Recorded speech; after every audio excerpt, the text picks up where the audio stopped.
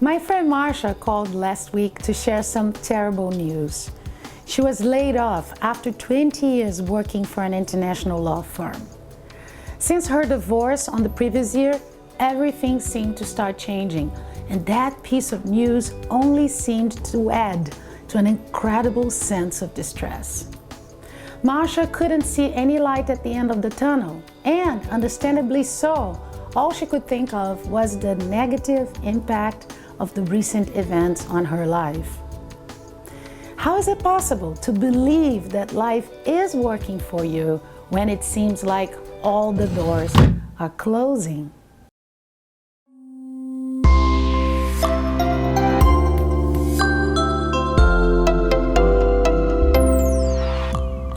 Hi, I am Susie Verdi, and this is Drops of Light, your space for soul nourishment and inspiration. Have you ever experienced the joy of meeting a longtime friend unexpectedly on the street, or finding a $50 bill at the bottom of a no-jacket pocket? Through simple, big experiences like these, we feel the flow of life at work. Everything seems brighter and filled with possibility. So, if the universe works like this at certain times, why is it that it doesn't seem to provide us with right solutions all the time? Marsha told me she wasn't sure if she would like to apply to another job in a law firm.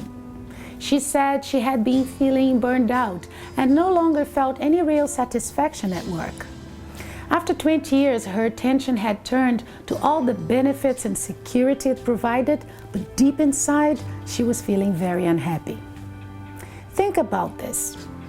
When we don't take the initiatives to promote the changes we need, the universe seems to end up doing it for us in its own terms. Sometimes we postpone important decisions that involve letting go of what no longer is working based on our fear of the unknown.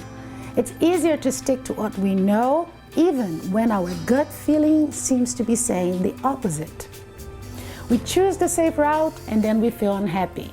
We take the spectator seat in our lives and then we feel stuck. We forget that the answers we're looking for are the direct result of reconnecting with our gifts and long-forgotten dreams. I asked Marsha what she would do if money and security weren't a concern. And she was surprised with my question, as if I was trying to unveil a well-hidden secret. She said that she would like to be involved with a humanitarian cause where she could help others. Immediately, she became more alive, radiant, and I could feel her readiness for a positive change in her life. Marsha reminded me of what is possible when we shift our perception of what appears to be a setback to a broader vision of opportunity.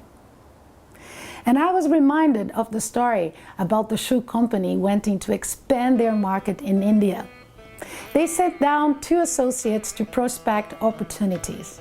The first one called back to report a complete lack of potential market, since 50% of the population walked barefooted. The second one called back raving about the great potential of the new raw market. Same reality, 2 completely different ways of interpreting it. What supports us to move on and what keeps us feeling choiceless depends, to a large extent, to the way we look at things. And if you're also facing major change in your life, here are some insights that may help you reflect on how to deal better with the situation.